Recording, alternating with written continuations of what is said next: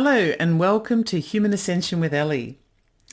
Today's episode is going to be a little bit different because as it happens, I'm undertaking some elective surgery at the moment. I've been waiting for this surgery for some time and it finally came due and they let me in. So while I'm doing that, I thought I would show you an example of what I do on the Ellie Dreams Down Under channel. Now, I've been practicing tarot for around about 35 years. I'm pretty good at it, I suppose. And I have a following of people who put in requests for me to do tarot readings on the channel.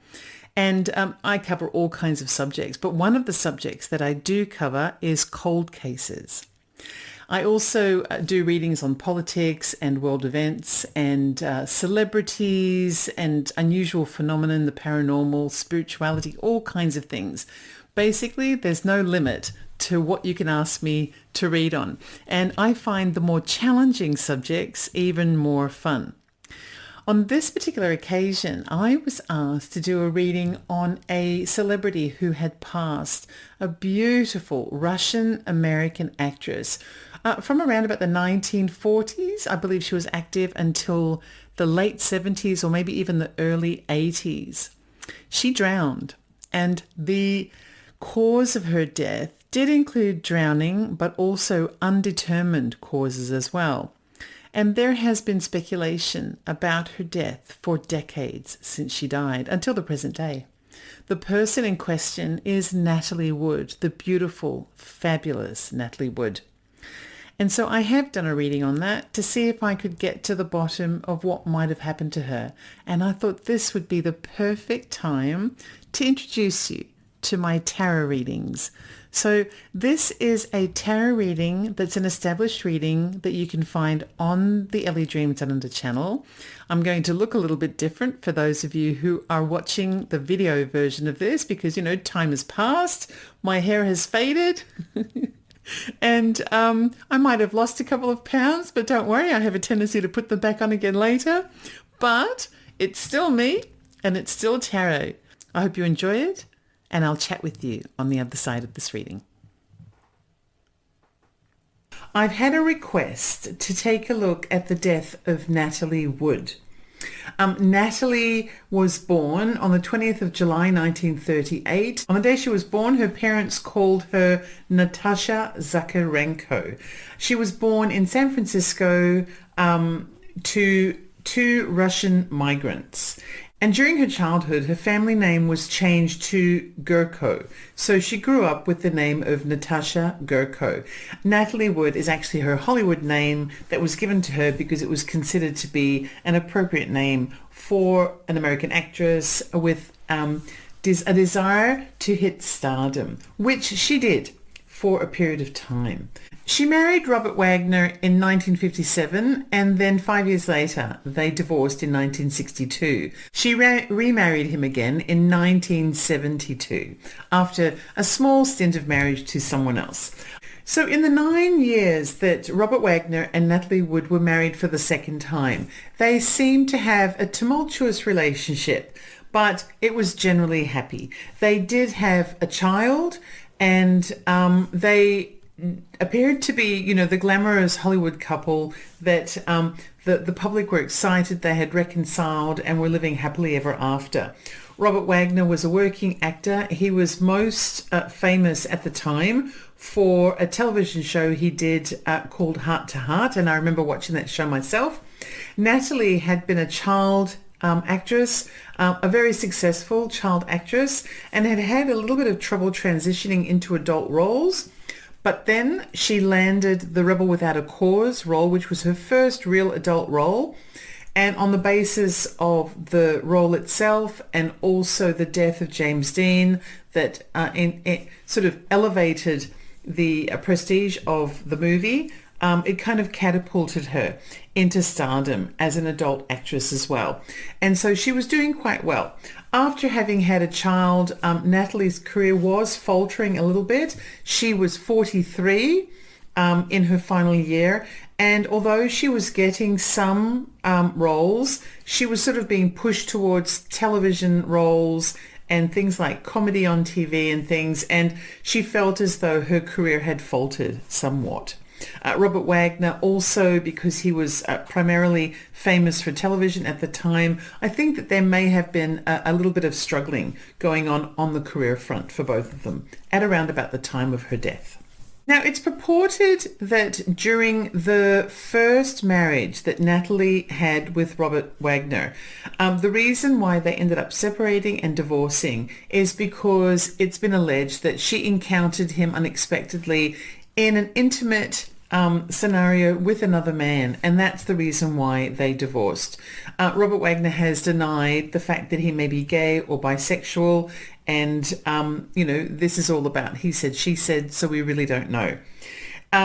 There has been speculation, however, that he may have lived his life either as a bisexual male or with a closeted gay tendency, despite the fact that he has spent almost his entire adult life married. There has been some question as to why Natalie Wood would have remarried Robert Wagner in the event that he was bisexual or gay, especially considering the reason that it's been alleged she divorced him in the first place. And it's been declared by her sister, actually, Lana Wood, who was an actress in her own right, albeit never quite as famous as Natalie was, that Natalie had explained to her when she asked that very same question that it's better the devil you know. Natalie had grown up in a very strict Russian household that was quite traditional in nature. Her mother was also extremely ambitious for her daughter in terms of finding stardom for her. She inaugurated her into the movies from when she was a toddler, from when she was about 2 years old. She had her going to see all of the picture shows. She had her auditioning for every role she could. And Natalie was quite fortunate. She was very easy on the eye as a child and quite precocious and really quite an intelligent little girl. She was at one point, I'm aware of the fact that she was juggling 3 different characters in 3 different movies at the same time. At the time that she was doing Miracle on 34th Street, she would go from one movie set to another movie set to another movie set at such a young age. I think she was probably something like 8 years old, and be able to remember all of her lines and be 3 different characters at the same time, which is quite extraordinary for an adult, but particularly for a child. So she was obviously a natural when it came to childhood, but her mother was also pushing her very, very hard. And there are numerous examples that have been brought up in the research that I've seen that Natalie's welfare, physical and emotional, may have been compromised on a number of different occasions because of the ambitious nature in which she was sort of thrown into this Hollywood ambition.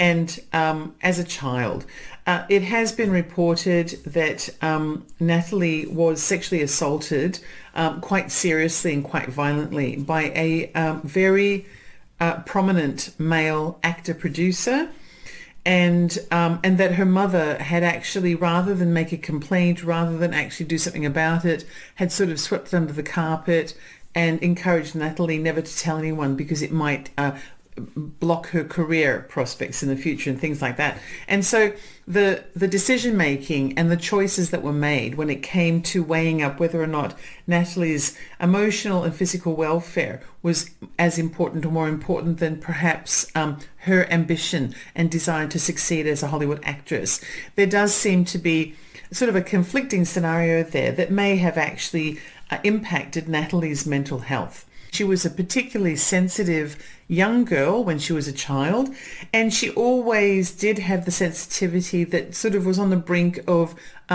depression and anxiety. One really interesting thing for this particular channel to discuss is that when Natalie was a child, her mother took her to a fortune teller. It was supposed to be a fun day out. But what the fortune teller told Natalie, which really terrified her at the time, was that she was going to die as a result of drowning in dark water. Now, as it happens, we know that this actually did take place. And this is something that's been documented over the years prior to Natalie's death, that she was deathly afraid of water. I've actually seen an interview that Natalie gave directly on a television show where she was discussing the fact that she was deathly afraid of dark water. And it was as a result of this fortune teller's prediction. So Natalie, it's been reported, was always very afraid of water. But when you go through her professional and her personal history, as you do your research, she seemed to spend an awful lot of time on boats, more than you'd imagine. And it's really quite extraordinary that she spent so much time on boats, including canoes and sailboats and river boats and cruises and all different kinds of water vessels, given that she was so afraid of water.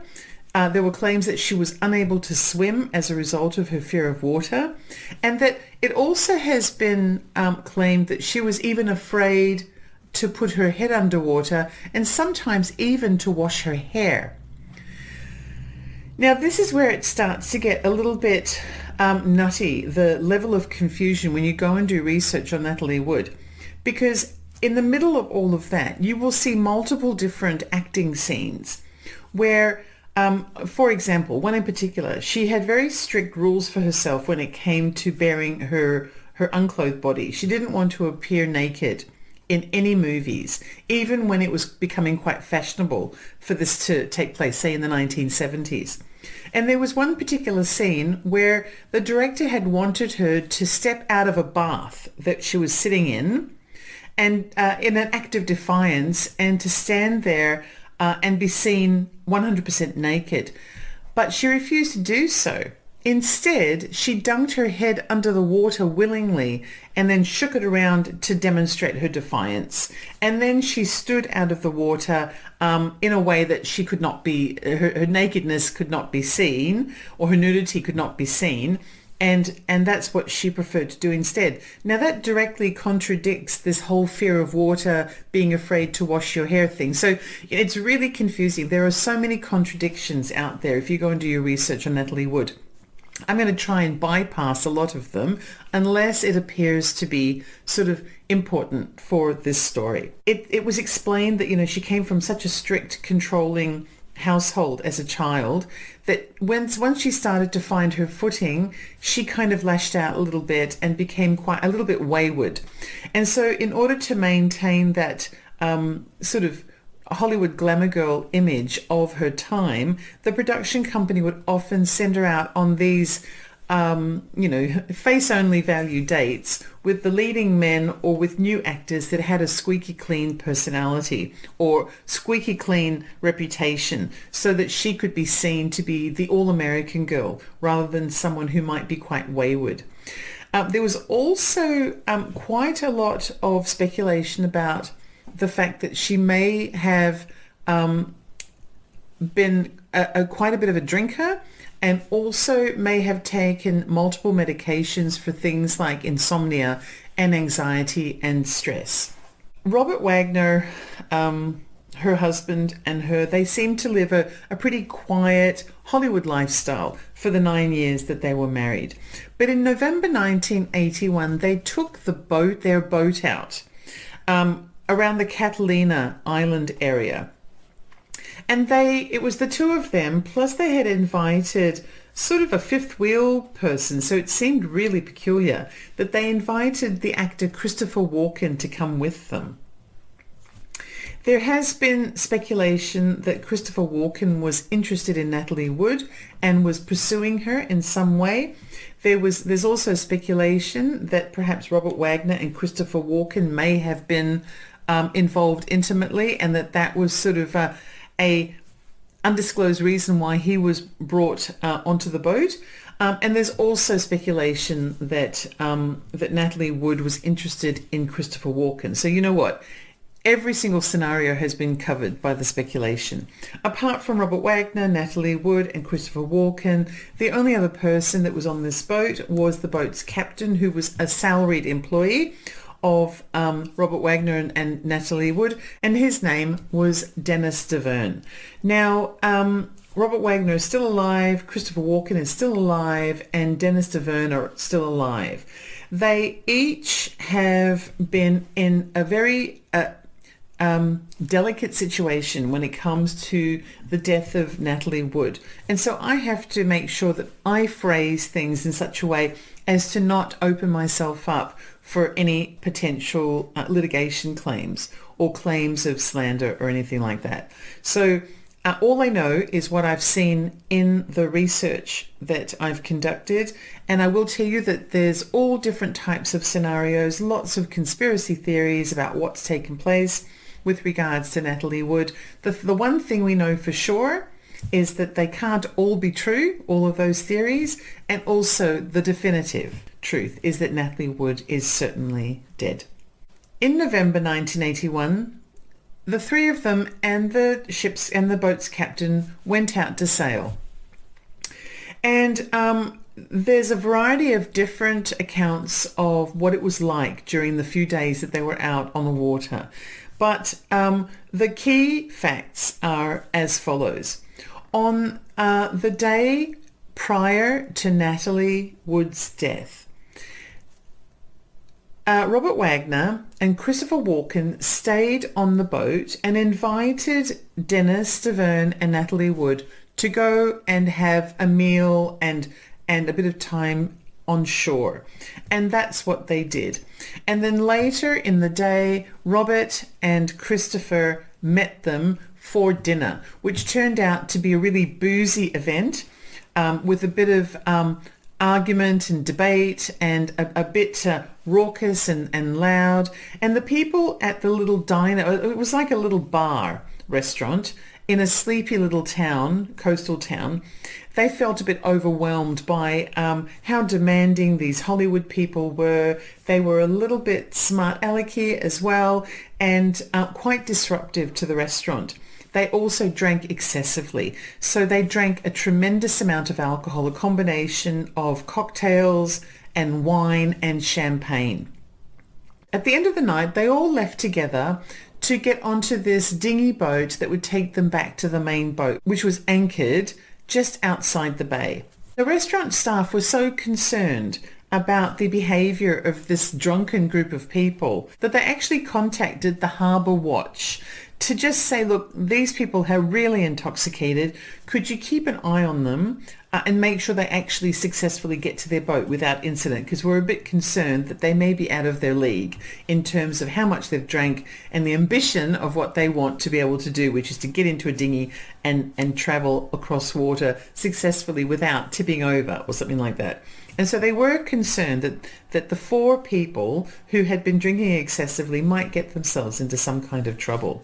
And I think that's really notable. So the level of drunkenness must have been quite extreme for people that you don't even know, who are probably thrilled to have you leave the restaurant, that they would actually follow up and ask a third party to keep an eye on you to make sure you're going to be okay, especially if you'd been very demanding and quite rude in the restaurant, which it appears they had been. There had been some arguments among the group, but also Natalie in particular was recalled by a number of different restaurant staff, including the owner of the restaurant. She was recalled to have been in a sort of a bad mood and had been very demanding, had been had rejected her food, had complained about the service, had done all sorts of things, and then had declared quite loudly that she was going to drink her dinner because she wasn't satisfied with anything else that was going on in the restaurant. So when I think about, I've been in food service before, and when I think about customers like that, I'm just not sure that I would bother I would probably be so glad to see them go. I would just be grateful that I could close the restaurant after they're gone and go home and have some sleep and a rest. I wouldn't be thinking that they're a danger to themselves unless they appeared so intoxicated that they appeared to be a potential danger to themselves. That's why I think it's really relevant. And this is something that has not really been covered by other cold case narratives, because I've looked at quite a number of different narratives, and they do differ in certain ways, but they don't really make a point of highlighting that particular point, which I think might be important. Now that evening, the party carried on. Once the four of them got back to the boat, being Robert Wagner, Christopher Walken, Dennis Stavern, the captain, and also Natalie Wood, they congregated in a lounge area and continued drinking. but they also weren't really getting along. There was some friction taking place between Robert and Christopher, and also between Robert and Natalie. That's according to the accounts of the three men who remained on the boat following the discovery of Natalie's body. There was an incident where a bottle was broken in the middle of this sort of get-together in the lounge prior to everyone going to bed. And it's been described that Robert Wagner smashed a bottle of wine or champagne on the floor or on the coffee table or something like that in an act of rage, and then declared that he believed that Christopher Walken was trying to sleep with his wife. This was denied by Robert Wagner, who actually said that yes, a bottle had broken, but it was because of the choppy water and it had just fallen off the table or something like that. Later in a memoir, Robert Wagner would state that actually he did break the bottle in some kind of an angry circumstance. So this is something that I think is notable. There's also been reports that Natalie was flirting really heavily with Christopher Walken, and that and this may have been one of the reasons why Robert was very upset. And she may have been doing so because she was upset with Robert Wagner and wanted to find a way to irritate him. That sounds, this sounds like a husband-wife dynamic where they're kind of not getting along, and perhaps it's a bit of tit for tat and that. Yeah, that kind of thing. So, all of these things sound quite reasonable. There's also been speculation that during that evening, after all of the drinking, Natalie had actually encountered Robert Wagner and Christopher Walken in an intimate episode in one of the ship's cabins, one of the boat's cabins. Now, this is something that has been denied by Christopher Walken, and it's simply speculation that I've located online. I don't know whether it's true or not, and it's just something to keep in mind. So it seems that there are lots of different reasons why people may have been upset with each other. And there's a lot of speculation out there as to who said what about who. And that's something to keep in mind. It is speculation. A lot of it has been denied by the various people, but it's just something to sort of keep in mind. There was a moment in time when Natalie went to bed and left everyone else, the rest of them, drinking in the lounge area. And when she did so, it's been advised that she actually wasn't happy at the time. So there had been some kind of a disagreement. It's been stated that Natalie also was bored that evening because the men were talking about things that she wasn't interested in. It's been described as political talk, or it's been described as talk that didn't involve her or something, but that she was actually upset about the fact that nobody was really talking about anything that she could get involved in, and she was bored with the discussion, so she went to bed before the rest of them. The rest of them stayed and continued drinking for a couple of hours. And then Robert Wagner said that he was going to go and pop in and see his wife. Now, there's been a couple of different scenarios of what took place at that point. Dennis Deverne had originally stated that he happened to hear arguing when Robert Wagner went back to the room. And so he went to investigate to make sure that Natalie was okay. And he opened the door of the cabin and discovered them both arguing quite heatedly. And Robert Wagner told him to go away and leave them alone. And so he did. He went up onto the top deck and turned on some music so that he could sort of mind his own business and not listen to the arguing. Christopher Walken claims that he didn't want to get involved in anything other than the drinking and the good time. So once he'd finished drinking, he just went to bed and went to sleep. Robert Wagner claims that there was no fight that took place in the room with Natalie Wood. Instead, he went to the room and he discovered that she wasn't there. But he didn't really think about it because he was highly intoxicated, and so he just sort of accepted it for what it was. Now that sounds like someone who'd be really drunk. You'd go into a room, you'd see that the person's not there, but you're so intoxicated because you've been drinking all night. And it does sound as though they were all very intoxicated, that you don't really, the logic doesn't kick in. Well, if she's not in the room and she's not down in the cabin, then where is she? So, it's kind of reasonable that perhaps he did see that she wasn't there but didn't think much of it. Natalie was not seen again. And it was at around about 11:30 at night when it was acknowledged by at least two of the men, so Robert Wagner and also Dennis DeVerne, that they had lost track of her. She was not on the boat.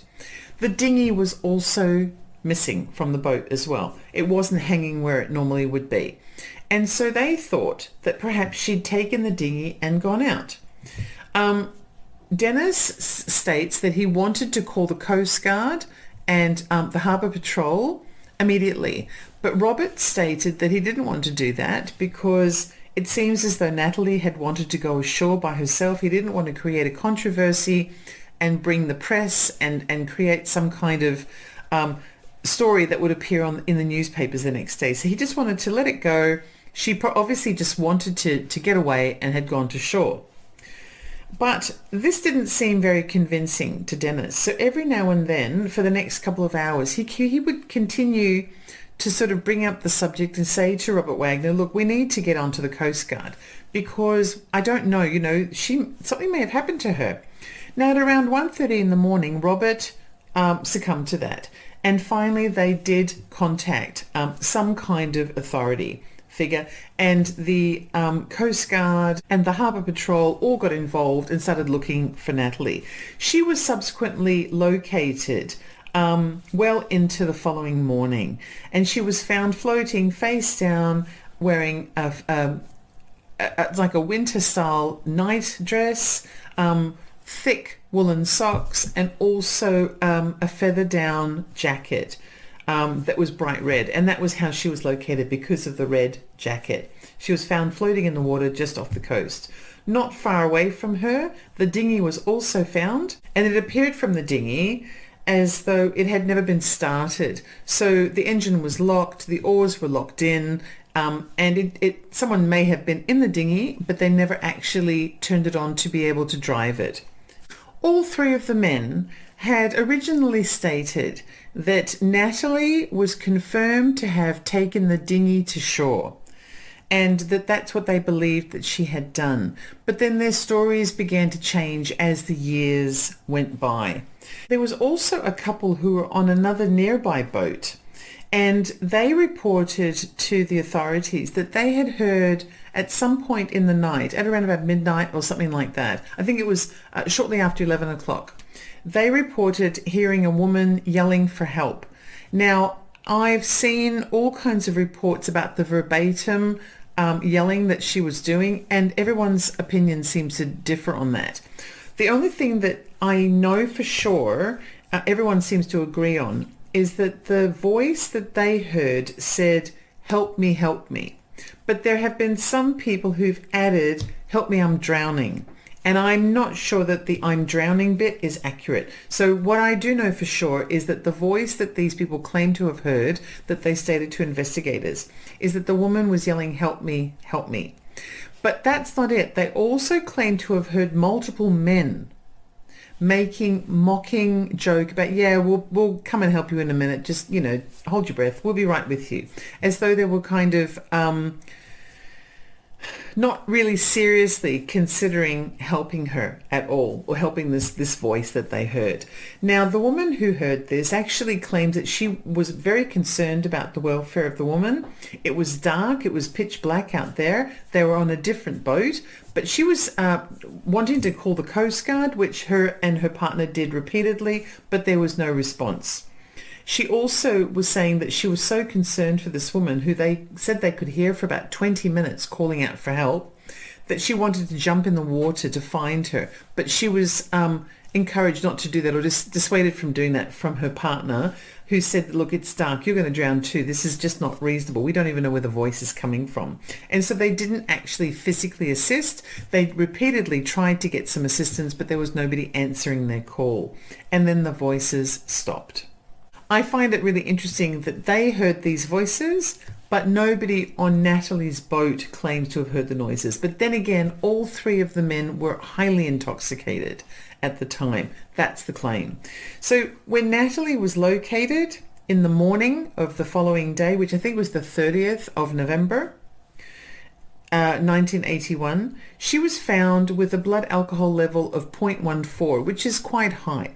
I think it's at 0.05 that you can no longer drive in Australia, 0.08 where you're too intoxicated to drive in the in most states in the United States, and so 0.14 is extremely intoxicated. She also had painkillers in her system, and she had an anti-nausea drug as well to counter motion sickness. And it's been reported that all of that together would have exacerbated the level of intoxication that she might have felt. So she was incredibly drunk at the time, perhaps to the point where she was foggy, not balanced properly. And if that's the case, it may have also been the case for all of the men as well, being quite drunk, quite drunk. There was a very brief interview with the three men that lasted almost no time at all. Robert Wagner, when he was advised that his wife had been found dead, floating in the water, became very distressed, and his interview with authorities only lasted 6 minutes. Christopher Walken made a statement to the police as well, and then never spoke of the matter again. Dennis DeVerne also had a brief interview, and everyone seemed to corroborate their stories in the beginning. But as time went on, things began to change. Robert Wagner published a book some years later claiming that he had broken, in anger, a bottle of wine or champagne, which was a direct contradiction to what he'd told the police. Dennis DeVerne came out of a very quiet life and started claiming that he had sort of been shushed by Robert Wagner and told to stick to the story, and that he had grave concerns that Robert Wagner may have been responsible for Natalie Wood's death. Natalie's sister, Lana Wood, also felt an aggrievement towards Robert Wagner, but hers was based on a number of different scenarios. She felt that her and her mother had been shut out of Robert Wagner's life following Natalie's death, that he didn't really want anything to do with them, and that he had inherited all of Natalie's money and possessions and had only passed on some of her physical possessions like jewelry and clothing and things like that to Lana, and he'd kept all the money. Also, he had moved Natalie's mother shortly after her death. He'd moved her mother out of the current home that she was living in and moved her into a smaller home so that his daughter could live in the larger home. And then he paid Natalie's mum, I think it was around about $2,000 a month, to take care of all of his fan correspondence. So sort of put her to work for less of a house than she was getting for free when Natalie was in charge, and that kind of thing. And so this created some kind of bad blood a little bit between the families. There was very little communication. I did see an interview where Lana said that once her and Natalie's mother had passed away, she contacted Robert Wagner to tell him, and he had called her the next day to see if she's okay. So obviously there was still some kind of family sentiment and friendship there, but perhaps trust had been broken. And also there was just a real anxiety about being around each other because the thing they had in common was the death of a loved one and things like that. So I don't know, family dynamic can be really complex and sometimes it's hard to tell.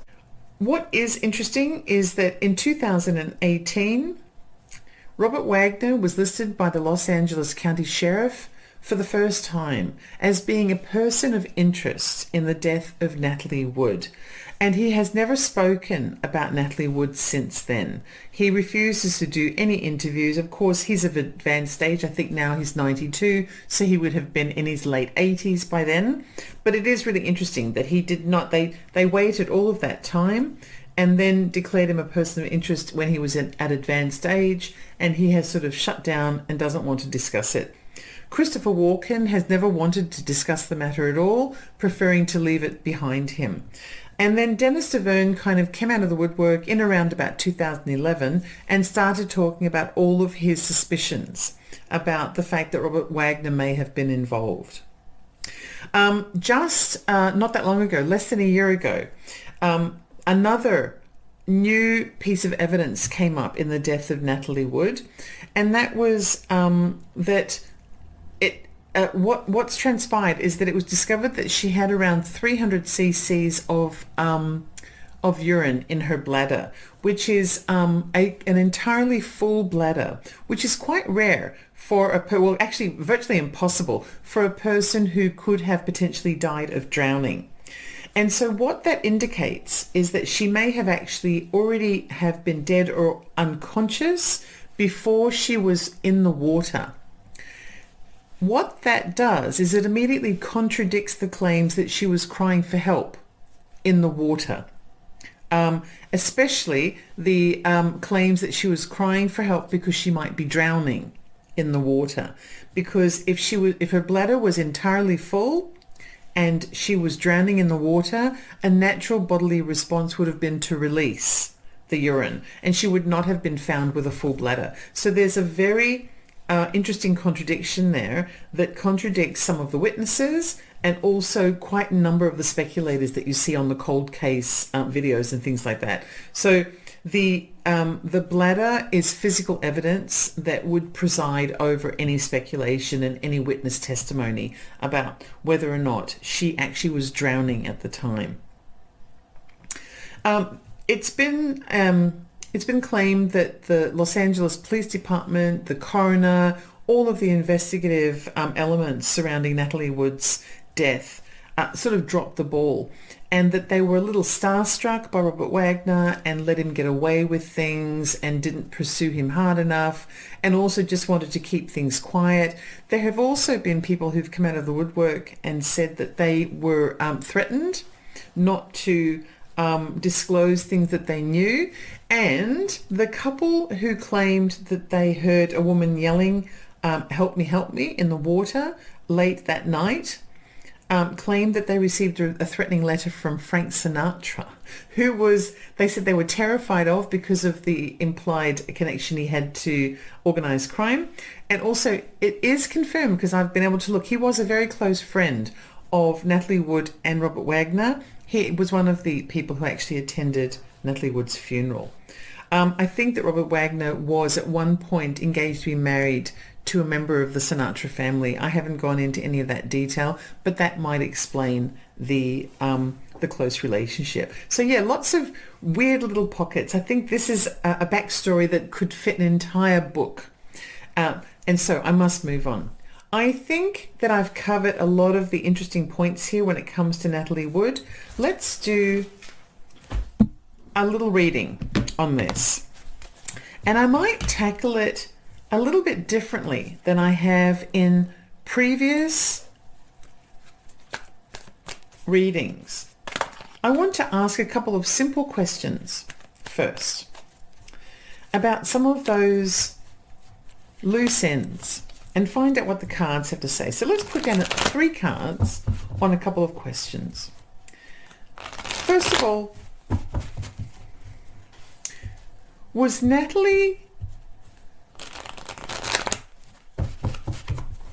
did Natalie drown?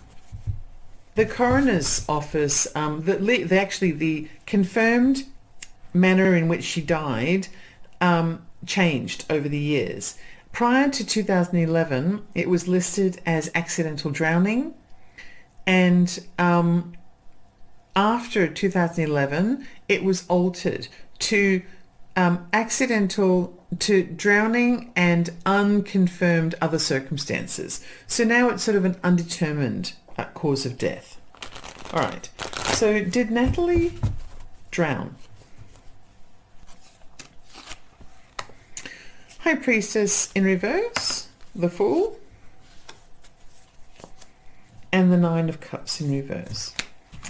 Revealing of secrets, emerging from depression, and a predatory card. Okay, this is about jumping into the unknown and trusting that the universe will catch you. And then we've got here a fleeting comfort and satisfaction. I think the issue of drowning is a yes. And find out what the cards have to say about the coinciding witness reports of those three men, which is Dennis, Christopher and Robert. They all agreed with the version of events. Let's just see what the cards have to say about that, because later they began to splinter off. They all agreed with each other at first. Let's just see what the cards have to say about that.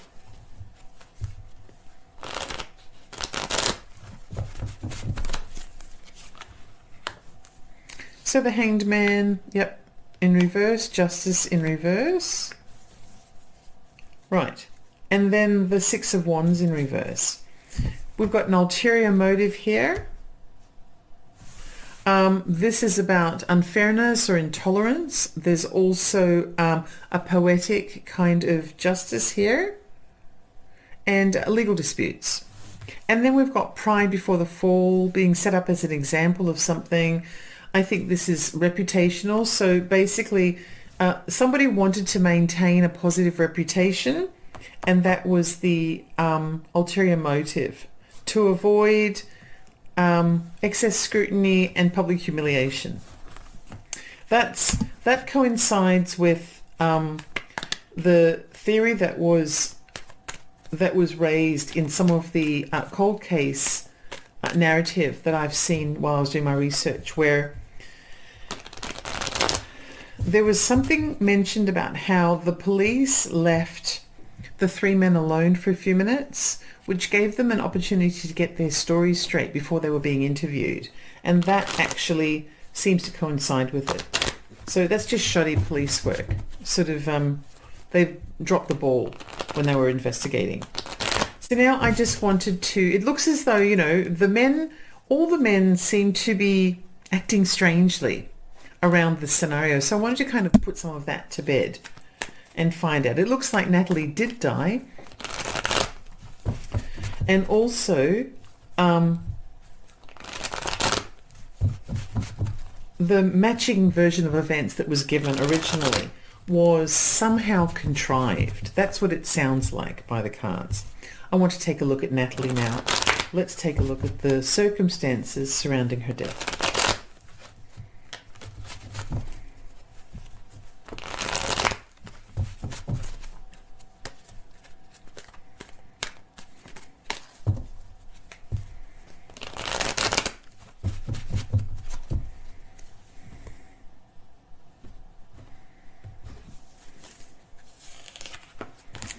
So we have the signifier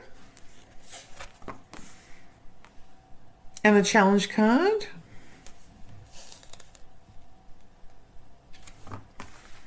Conscious thoughts, subconscious thoughts, the past,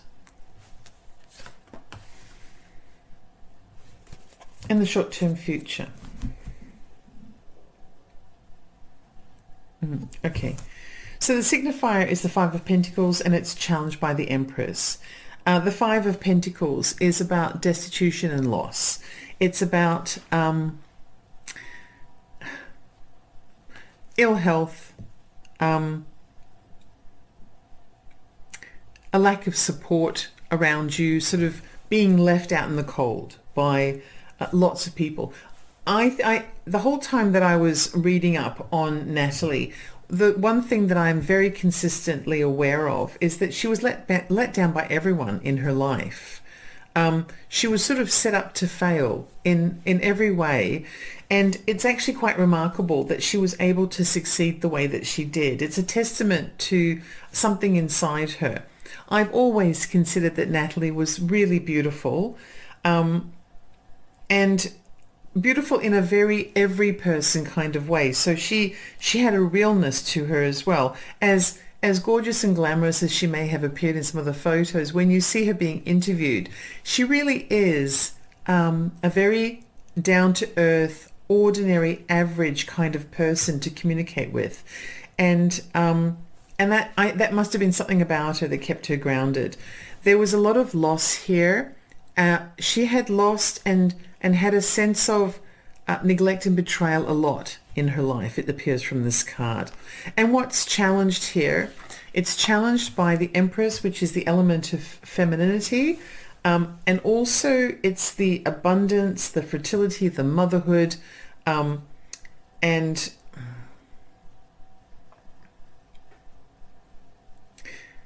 it's a very interesting baseline of someone who has lost a lot and lacks the support that appears behind that glass window, that stained glass window.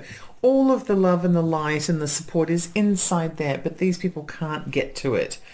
And so no matter what they do, they just can't quite get there. There was something said about Natalie making a statement about someone being the love of her life, and it probably was her daughter.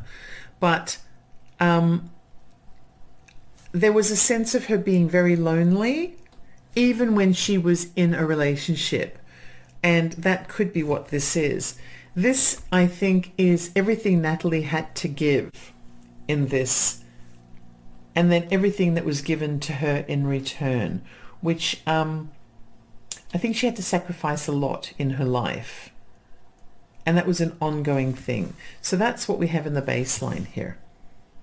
On the conscious level, we've got the Tower in reverse. This is about stress, illness, slight setbacks, and it's too cryptic at the moment for me to know what it means. On the subconscious, we've got the Four of Swords in reverse, and this is about loneliness, self-neglect. There can be strange dreams and insomnia in this card. It's the loneliness, I think, is what appears in this baseline as well. And these, I think on a day-to-day basis, Natalie had to work twice as hard to get half as much in life as she deserved. She was quite capable of more. But I think there was something about the way that not only was the way she was raised, but also how she lived her life and the people that she surrounded herself with. And it may have even just been a sign of the times in Hollywood as well, where women were not valued the same way as men, and the things that they had to endure in order to sort of get ahead in Hollywood. I think this is what we're being reminded of. There was a constant setback taking place in her life that seems to challenge her. And this may also lend itself to this sort of depression. I think that there was an episode in Natalie's past where she had tried to commit suicide. And I'm a little bit sketchy on the detail of that. But she went through quite a lot of psychoanalysis and therapy to be able to get herself out of that depressive state. And I think that this Tower in reverse is her needing to stay one step ahead of that her whole life, because it was never very far away. And I think that that is also what appears in the baseline here, that all of the elements in her life were always catching up, trying to catch up with her. She was always only one step away from going back into a depression because of so many things that she'd had to endure. And I don't think that it was an unusual circumstance for a woman in Hollywood at the time. I think people like Marilyn Monroe had experienced something very similar. The almost dysfunctional manner in which she was pushed as a child to be ambitious, obviously her mother or her parents didn't know any better. They did the best that they could, and I don't think it's something that you can blame them for. But imagine the impact that it would have on you as a child, having to deal with some very grown-up issues and some very grown-up people when you're really not ready, and to be pushed to it, even if it meant that you sometimes had to sacrifice your own well-being in order to do it. And I think that's what appears here. I think it's also in the subconscious with this Four of Swords in reverse. So this is an element of a real struggle that Natalie had endured her entire life, which was willing in some ways, because you don't have to be a starlet, but it was ingrained in her as a kind of a necessity to be a little bit expendable, if that makes any sense. Okay, so in the past we've got the Queen of Wands, and the Queen of Wands is an inspirational female energy. I think that this is about the moments of glory. Okay, and then we've got where things went well. And then we've got in the pinnacle moment, the Two of Swords. And the Two of Swords, this is an important moment in the story. The Two of Swords is about refusing to see the facts, or refusing to live in reality, trying to avoid the facts. And there's a lot of uncertainty here as well. Okay, so at the moment, what I'm seeing is I'm seeing a woman who is quite an inspirational female energy. But I think there's a tendency towards depression and also self-esteem issues that allowed her to second guess her own worth at times, and allowed her to neglect herself at times as well, based on what had been drummed into her whole life about how nothing is more important than getting ahead. Even if it means you sacrifice yourself, you have to get ahead. And there were pockets of sacrifice that are evident in her backstory, where she sacrificed her safety. She had fears that were taken advantage of in order to get her to work harder and things like that. And this all is playing out in this reading. And I think that this pinnacle moment is one in which she was confronted with something that she didn't really want to see. And that's what the definition of this card is. So that's interesting. Let's keep going. The way she saw herself, or sees herself, the way others saw her, the environment in which she sat, hopes and fears, and then the final answer.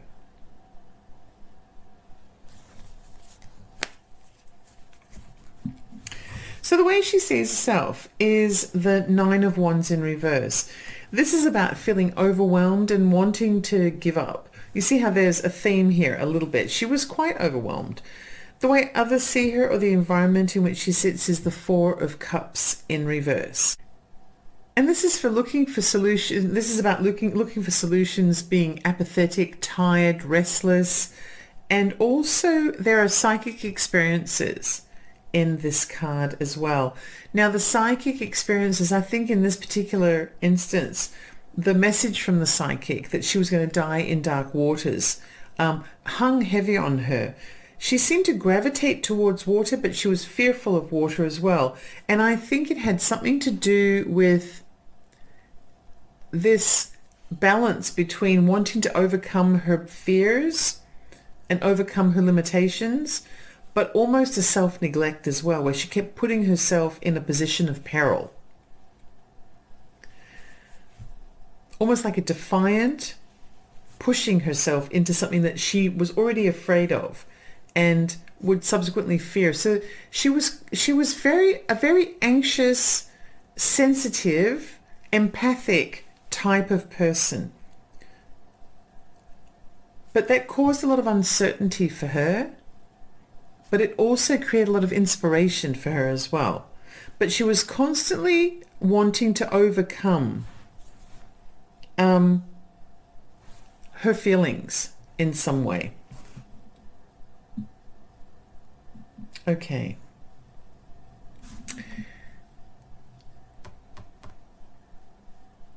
When I look at the dynamic, I see a person who is always spent her whole life kind of on the edge of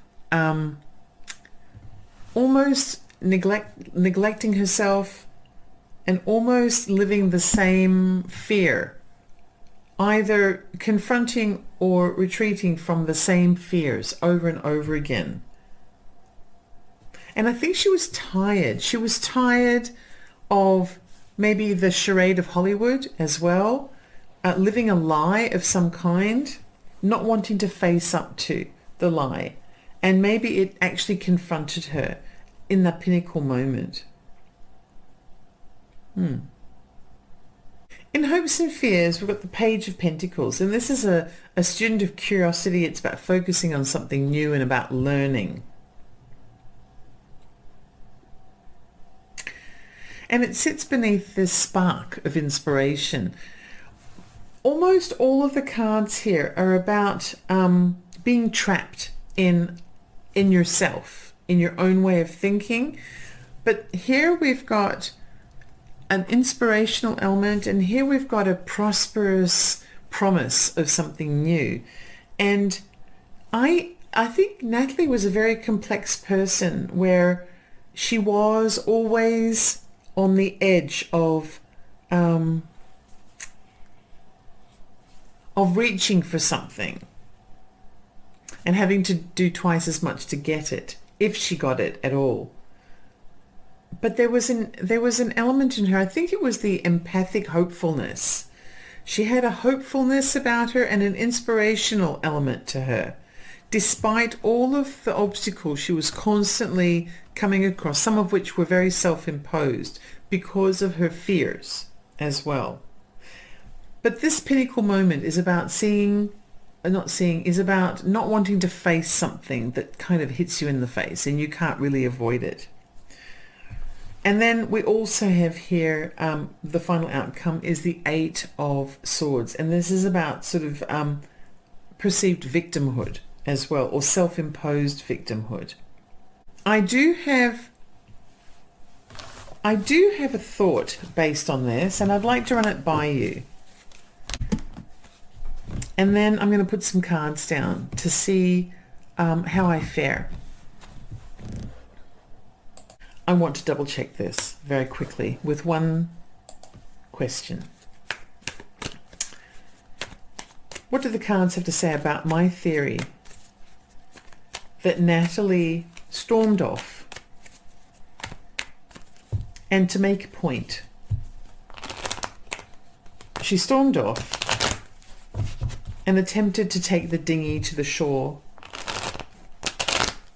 because she was upset by something that she saw on the boat, or something she encountered on the boat.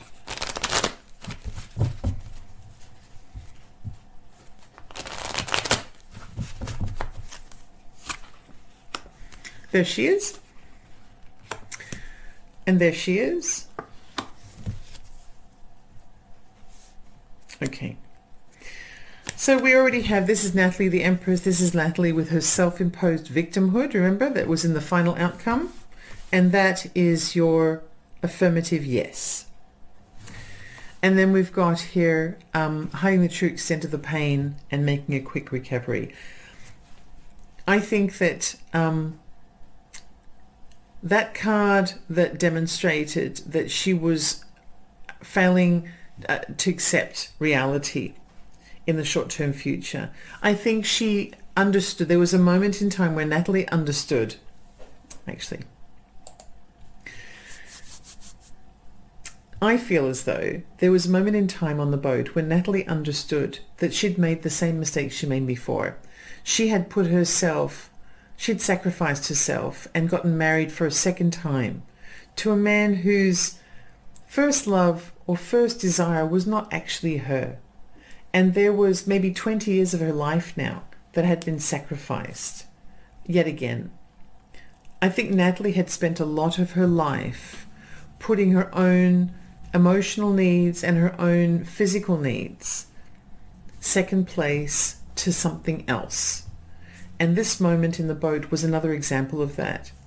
She'd created a victimhood for herself, and it had been presented to her with an image of something that she encountered on the boat, which may have been an intimate encounter that she was not expecting to see for a second time. It might have been something like that, something that just slapped her in the face. And it was that pain that she felt that caused her to do something that was very unlike her because of her fear of water. But even though it was very unlike her, it was something she'd done over and over again. And that is this sort of a defiance, but a fear of what she had been told by that fortune teller when she was a child. She was deathly afraid of water, but that's what attracted her to the water. This strange sort of inevitability in some way. I think she took a dinghy out and made a big point of the fact that she's doing this for her now, but she was drunk and incapable and illogical at the time. And the men also were incapable and drunk and illogical at the time. And so this accident occurred, and everyone, all four of them, made it happen. That's what I think. So that was an example of a tarot, what I call a full tarot reading that I do, or a full 10-card spread. It's just an example of many of the tarot readings that I do on the Ellie Dreams Down Under channel on YouTube. You can find me there. You can also find me under Ellie Dreams Down Under on Facebook and Threads, Instagram, Patreon and Shopify. And if you need any of those links, just visit me at Ellie Dreams Down Under on YouTube, and all of my links are available there. So that's it for today. It's been a pleasure.